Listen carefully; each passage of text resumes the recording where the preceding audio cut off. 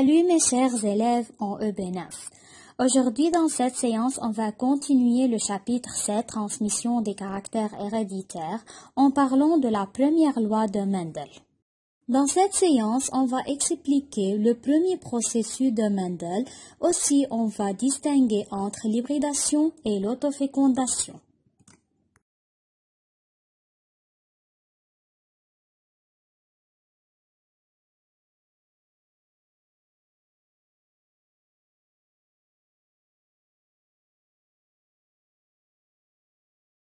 Voyons ensemble cette famille. Les enfants ressemblent à leurs parents. Les traits ou bien les caractères se transmettent d'une génération à une autre. Exemple, la couleur des cheveux, la couleur de la peau, la taille. Comment cela peut-il être réalisé? Pendant presque la totalité de l'histoire humaine, nous n'avons aucune idée comment cela s'est passé. Comment ces traits sont transmis d'un organisme à un autre? C'est la discussion de la génétique. Nous devons revenir alors à un homme appelé Gregor Mendel. D'abord, qui est Gregor Mendel? Il est un moine autrichien et jardinier. Il a fait ses études sur les plantes de pois dans son jardin pendant 10 ans et il s'est demandé pourquoi elles ont différents traits. Plus tard, il est connu sous le nom du père de la génétique. Pourquoi les plantes de pois? Ceci car elles ont de multiples traits différents et qui sont clairement visibles. Par exemple, couleur des fleurs, couleur des graines, forme de l'enveloppe, couleur de l'enveloppe et la longueur de la tige. Commençons d'abord par la première expérience de Mendel. Un croisement a lieu entre un pois jaune et un pois vert donne seulement des pois jaunes dans la première génération. Gregor Mendel se demande pourquoi la couleur verte a disparu dans la première génération.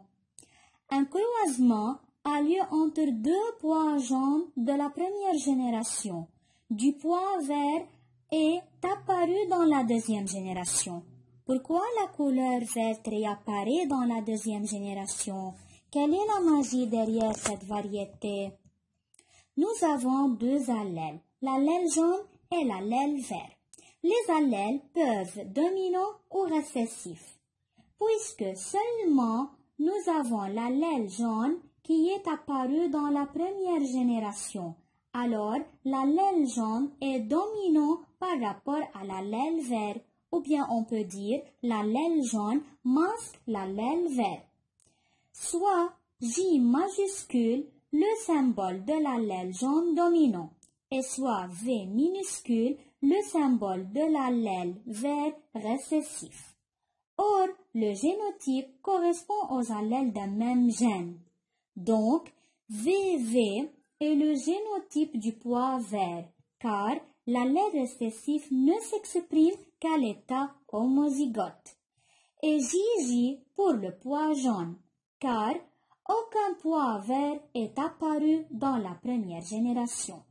Chaque pois de la première génération a hérité un allèle de chaque parent. Par suite, leur génotype sera JV. Après cette expérience, Mendel a tiré les conclusions suivantes. Quand les parents sont de race pure pour un trait donné, c'est-à-dire les allèles d'un même gène sont identiques, la première conclusion est les descendants de la première génération sont des hybrides, c'est-à-dire les allèles d'un même gène sont différents. 2. Le trait qui apparaît chez ces descendants est le trait dominant.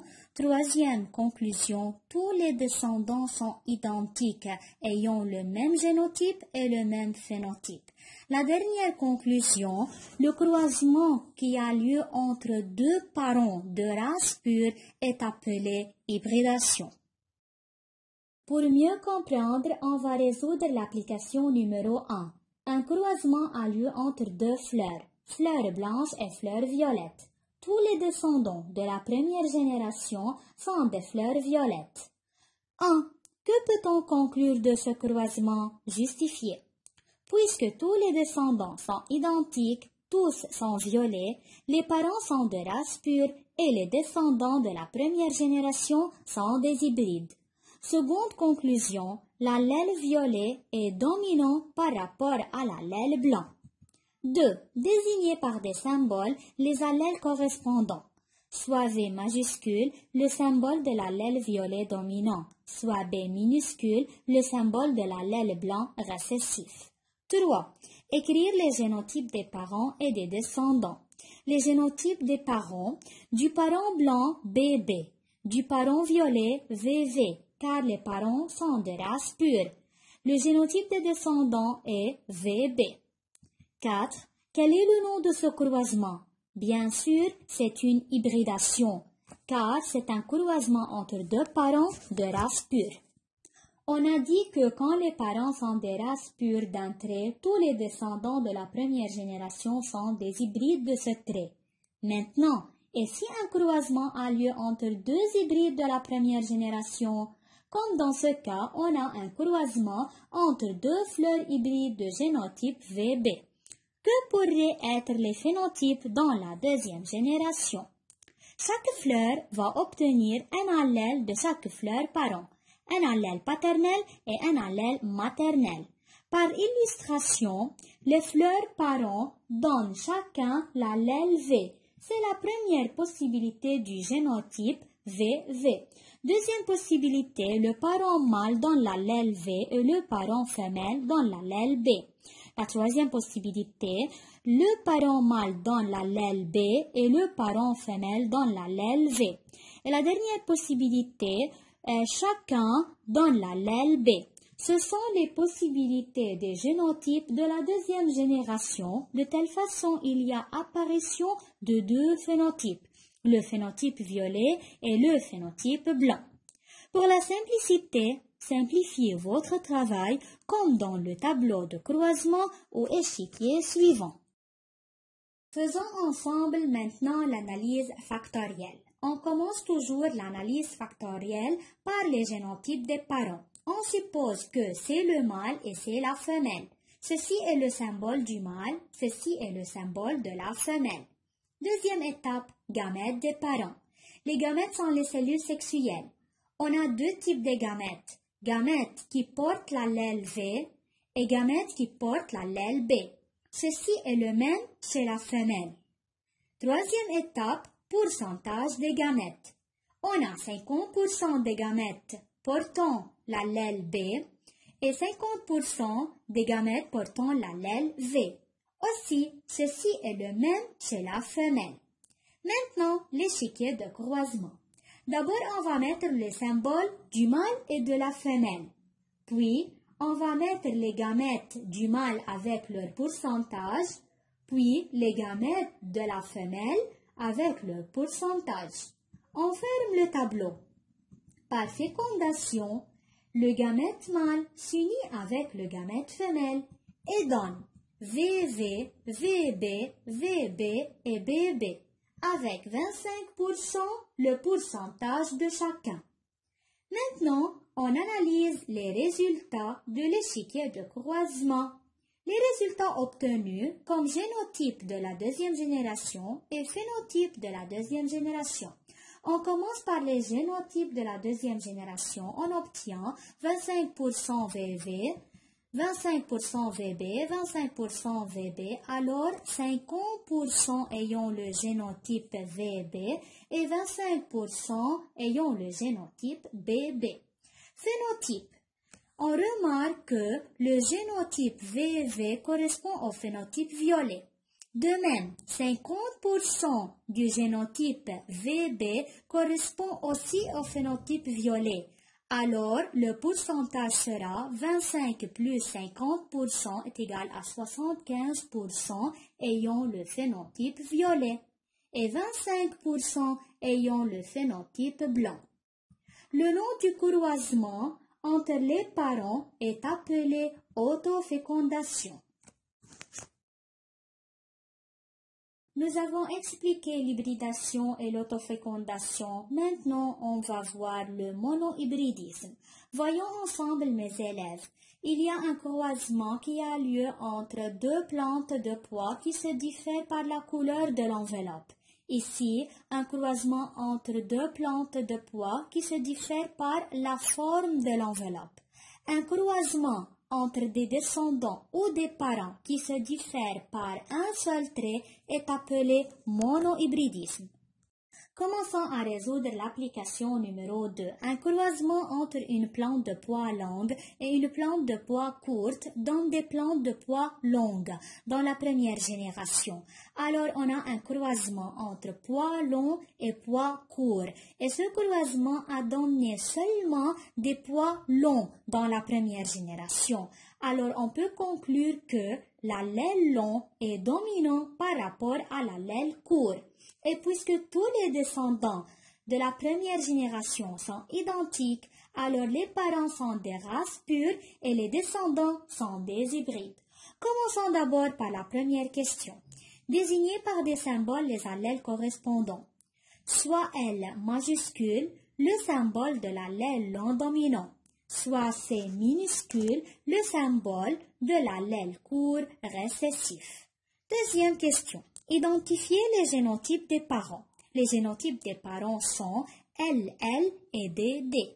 Puisque tous les descendants sont identiques, ils ont le même phénotype. Alors les parents sont des races pures. 3. Écrire le génotype et le phénotype des descendants de la première génération. Génotype est LC car chaque descendant a hérité un allèle maternel et un allèle paternel. Le phénotype est L majuscule mise entre deux crochets, c'est-à-dire c'est le phénotype long. Notre croisement est réalisé entre deux plantes de pois de la première génération F1. Les résultats suivants sont obtenus dans la deuxième génération. 75% plantes de pois longues et 25% plantes de pois courtes. Les questions posées sont les suivantes. Faire l'analyse factorielle pour vérifier les pourcentages phénotypiques des descendants de la deuxième génération. 2. Nommer ce croisement. Pour faire l'analyse factorielle, on commence toujours par les génotypes des parents. Supposons que le premier est le mâle, le second est la femelle. Voici le symbole du mâle et ceci est le symbole de la femelle. Seconde étape, les gamètes des parents. Nous avons deux types de gamètes. Des gamètes qui portent l'allèle long et des gamètes qui portent l'allèle court. Ceci est le même chez la femelle. Troisième étape, pourcentage des gamètes. Nous avons 50% des gamètes qui portent l'allèle long et 50% des gamètes qui portent l'allèle court. Ceci aussi est le même chez la femelle. Maintenant, l'échiquier de croisement. On doit mettre d'abord les symboles, le symbole du mâle et le symbole de la femelle. Les gamètes avec leur pourcentage, les gamètes mâles et les gamètes femelles. On ferme le tableau. Par fécondation, le gamète mâle s'unit avec le gamète femelle et donne LL, LC, LC et CC, avec 25% le pourcentage de chacun. Et à la fin, on fait l'analyse de l'échiquier, comme génotype et phénotype. D'abord, on obtient 25% génotype LL, 25% LC, 25% LC, alors 50% ayant le génotype LC. 25% de génotype CC. Maintenant, le phénotype. LL correspond au phénotype long. LC correspond aussi au phénotype long. Alors, 25% plus 50% est égal à 75%. 75% ayant le phénotype long et 25% ayant le phénotype court. Alors, les résultats de l'échiquier de croisement vérifient le pourcentage phénotypique dans le donné. Ce croisement est appelé autofécondation. En résume ce qu'on a appris dans cette séance, l'hybridation c'est un croisement entre des parents de race pure et on obtient comme résultat 100% des hybrides à la première génération. Autofécondation, c'est un croisement entre les hybrides de la première génération et comme résultat, on obtient 75% qui expriment l'allèle dominant et 25% qui expriment l'allèle récessif. À la fin, vous avez l'agenda suivant à mémoriser le résumé, résoudre de nouveau ces applications et à la fin résoudre l'exercice numéro 3, page 157-158 dans le guide support. Merci pour votre attention.